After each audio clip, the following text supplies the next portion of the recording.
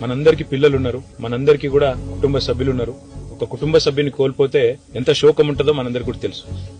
నేను మనస్ఫూర్తిగా ప్రార్థించేది, గత కొద్ది కాలంగా సంక్షేమ హాస్టళ్లు, గత కొద్ది కాలంగా సంక్షేమ వసతి గృహాలు ఏవైతున్నాయో వాటి ఆలన పాలన చూసుకుంటూ లేకుండా పోయినారు.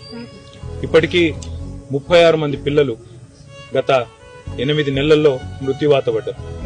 కొంతమంది ఆత్మహత్య చేసుకున్నారు భువనగిరి హాస్టల్లో, 2 అమ్మాయిలు. అదేవిధంగా సూర్యాపేటలో కూడా ఆత్మహత్యలు జరిగాయి. అదే మాదిరిగా ఇట్లా దురదృష్టవశాత్తు పాము కాట్లు, కల్తీ ఆహారం, ఇన్ని రకాల సంఘటనలు జరగడం అనేది నిజంగా కూడా బాధాకరం. వీళ్ళంతా మన పిల్లలు. ఎందుకంటే ఒక తల్లి గాని తండ్రి గాని తన బిడ్డను ఒక హాస్టల్ వేస్తే ఏమనుకుంటదంటే అక్కడ ఉండే టీచర్లు గాని అక్కడ ఉండే ప్రభుత్వ అధికారులు గాని తామే తల్లి తండ్రిగా వాళ్ళని కాపాడుకుంటారని అనుకునే నమ్ముతాం. అట్లాంటిది ఈ రోజు సడన్ గా ఈ వార్త వచ్చి ఒక తల్లికి తండ్రికి మీ అబ్బాయి ఇక లేడు లేదా మీ పాప లేదు అంటే ఎంత గుండె కోతకు గురైతారో అందరం కూడా అర్థం చేసుకోగలుగుతాం.